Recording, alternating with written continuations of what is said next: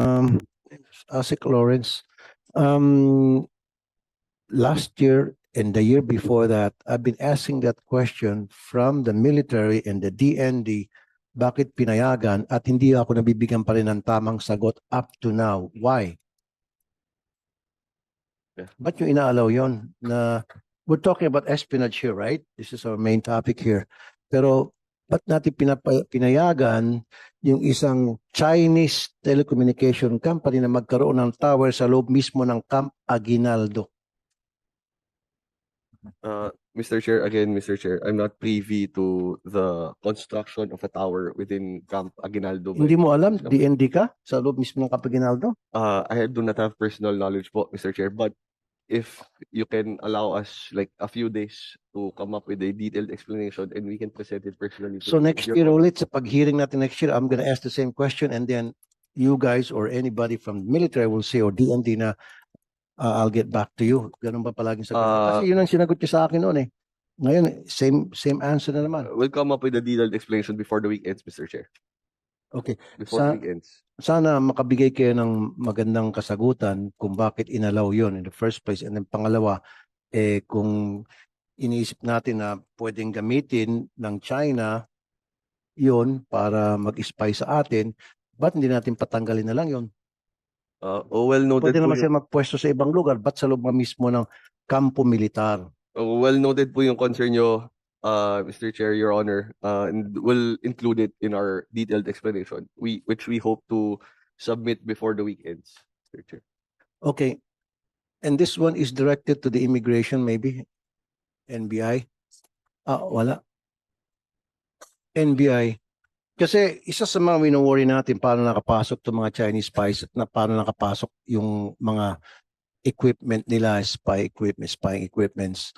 Binabantayan niyo ba yung tinatawag na chartered planes, yung mga private planes na pumapasok sa bansa? Kasi I know for a fact, in fact, I've been saying this all along many times already, na wala silang processing center. Unlike sa mga regular commercial passengers na dadaan ka sa immigration, pipila ka, maraming katanungan and all, pati yung bagahe mo dadaan sa x-ray bago pumunta sa carousel, kukunin mo.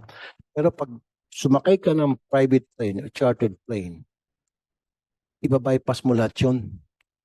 Hindi ka, ang mismong taga-customs and immigration pupunta mismo sa loob ng aeroplano mo or doon sa hangar para doon ka i-process yung dokumento mo and then wala na inspection sa mga gamit. Ito ba yung namomonitor nyo? NBI, sir? Thank you, good Senator. Mr. Chair, with the indulgence of the good Senator, I cannot competently answer on that as that is not within the mandate of the NBI. However, we try to do backtracking once there is already an arrest, and it's only while it's already late in the day, medyo huli na, that's the only time we would know na medyo may lapses. But again, it's not within the competence of the NBI, Your Honors, Mr. Chair. Thank you. So maybe yung NICA, National Intelligence Coordinating Agency, are you guys monitoring itong, minomonitor nyo ba yung lahat ng mga chartered plane coming from China or any other countries for that matter, na lahat ng pumapasok dito, monitor sila? Kasi, again, sinabi ko na kanina, hindi na sila pumipila sa immigration. Yung immigration mismo, punta sa kanila, daladalang cellphone para i-check doon sa center kung valid ba itong passport, and then ganun na, wala na interview, nothing. And then yung mga gamit nila, hindi na inspection. Pwede sila magdala ng granada, pwede sila magdala ng M203. I'm just being sarcastic because nobody inspects their luggage. I know that for a fact. Diba? Dapat ito yung mga minomonitor nyo. I've been saying this all along. Sabi sa, nangako sa akin si RSA, kasi silang nagmamalis ngayon sa NAIA, na maglalagay sila ng isang building doon na para ipoprocess nga ito mga passengers from chartered plane. Pero up to now, is not being done. So if it was being done for whatever reason, siguro diyan papasok yung NICA, Immigration, NBI, i-monitor nyo lahat ng pumapasok ng mga foreign nationals using chartered plane because diyan pwede makalusot yung mga spy, pwede sila magdala ng mga gadget nila, what have you. It's easy na may pasok yun. Good morning, Your Honors and Mr. Chair. If I may respond po. Mr. Chair, with respect to the activities of the NICA po, we continue to coordinate with the different government agencies with regard to collecting information on this. But however, Mr. Chair, we do not have jurisdiction with regard to inspecting chartered planes. So, ang ginagawa lang po namin is to coordinate with whoever is in charge of the inspection, and from then, Mr. Chair, we will gather more information po. Okay. Wala ho kasi kaming invest. Sige. Mr. Any Mr. Chair? representative from Kaap? Wala. Okay, Senator sige, isa na lang. Okay, Nika, para mapakinabangan ko, Nika. Mr. Chair, two questions na lamang. Andito na lang, Nika. Namumonitor niyo ba itong Confucius Institute of the Philippines? Mr. Chair, yes, Mr. Chair, and Okay. with the indulgence of the good senator, can we submit our report na lang po on the matter? Why not say it now? You want Because- executive session for this? Yes, sir. We would request for an executive session. Pero minomonitor nyo. We do, Kasi Mr. pwede Chair. magamit ito eh. We do, Mr. Chair. I'm sorry, we do, the good senator, sir. And then minomonitor nyo ba yung mga blogger, influencer sa social media na ginagamit ng China para siraan yung Pilipinas, para influence yung pag-iisip ng mga Pilipino at papabor sa China at magagalit sa gobyerno natin. You guys are monitoring them? Marami sa kanila sa TikTok, marami sa kanila sa Facebook. Yes, Your Honor. We also have monitoring on these vloggers and those who post comments that is not in the interest of the Philippines. And we can also discuss that in an executive session, Mr. Chair. Thank you, Mr. Chair. Senator Rafi, Senator Risa. Thank you, Mr. Chair. Sige, in a way may flow. Follow up ito sa mga ilang naitanong doon ni Sen. Rafi tungkol sa foreign information at disinformation operations. So the proposed bills, kina Senator Ping, Chairman at dalawa pa, punish both interference and acts of disloyalty. Acts intended to influence the political or governmental process, affect the exercise of democratic or political rights or duties in the Philippines, support the intelligence activities of a foreign principal, or prejudice the national security of the Philippines. Unang tanong ko po, masusug po ba yan yung concerted, organized at well-funded influence na disinformation campaign na tinatarget nga yung ating mga kababayan? Yung mga fake accounts na, halimbawa, kunyari tungkol sila sa local news o showbiz, tas bigla na lang may propaganda laban sa Philippine position sa West Philippine Sea. Masusug po ba natin yan? Could I also ask, is it the NICA, Mr. Chair, who could properly address this Very first? competent to answer that question. I can give my personal opinion on the matter, Alright. sir. Or ma'am, with all due respect, Attorney Rowena, maybe before the personal opinions, which the committee values po of our resource persons, is the National Security Council, for example, prepared to give an assessment kung kaya po nating sugpuin itong mga malign influence operations by foreign actors and entities on our citizens? Mr. Chair. Honorable Senator, I will coordinate with our operations unit as to the inquiry and get back with official position paper. Thank you, Mr. Chair. What about the DICT po before I get back to Attorney Acutili? Andito po ba yung DICT? Yes, ma'am. So may kakayahan po ba na tayo na harangin tapos mag-push back sa ganitong mga foreign and malign influence operations? Good morning, Mr. Chair and Madam Senator.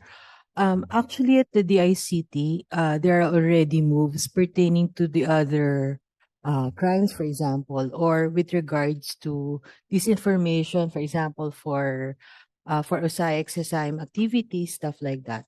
But we really need to coordinate also with our national security agencies and the local law enforcement in order to really identify, because we need also information in terms of monitoring these actors, especially those that are propagating deepfake activities which are not easily detected in the cyberspace, a legitimate cyberspace, but they really go underground. So if there is a concerted effort in the government, similarly to what we're doing or to what our secretary has already started to do in coordinating with the different social media entities, then I think we can also start doing that with these kinds of actors. Thank you. Salamat, attorney. Director. Yes, sorry. Salamat po, Director. And sa tingin niyo po ba yung mga bills na fina-finalize na po namin ngayong talakayin already give us the tools in the direction you are indicating?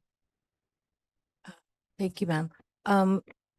Because I was initially only informed to attend here. It's the first time to attend it. We're evaluating the bills. Of course, we know that this is to update the current bills that are really over for here a long time, you know. But then we really need to also incorporate some, for example, technologies that are not present in the old bill, because you know there are also things like, for example, cybersecurity tools that they are using in terms of espionage, wherein they can just, you know, if it's a malicious actor, they can just operate maybe computer systems or something. So these are the forms of espionage really that we are dealing with.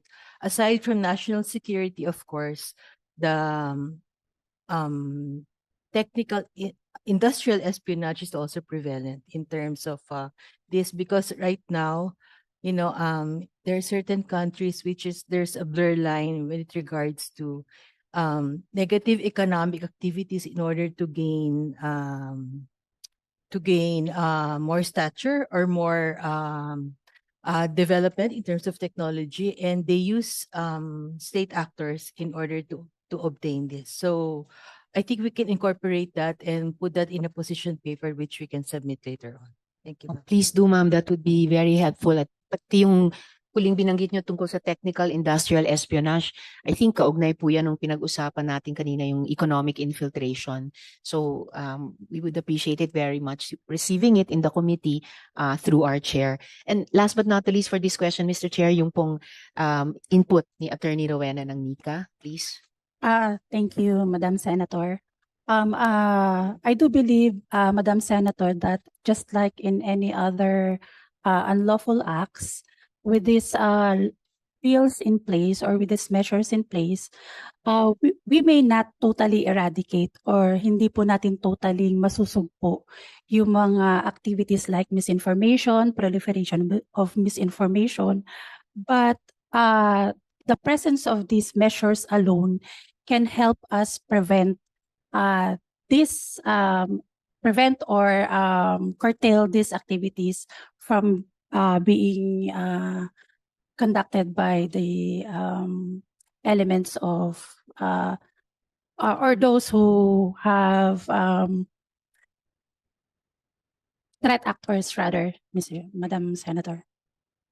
So ibig niyo pong sabihin, as the committee has intended since the 19th Congress pa, pwedeng maging deterrent talaga? Yes, Madam Senator. Batas Although hindi ho natin siya totally, kagaya po ng iba pang common crimes that we cannot totally eradicate these acts, magiging deterrent po ito para po yung mga may intention to commit this kind of acts, hindi ho nila maperpetrate yung kanilang gustong gawin against the government or the Philippines, Madam Senator. Salamat, Attorney. Salamat, Mr. Chair. Lastly, about yung foreign intervention saka disinformation operations.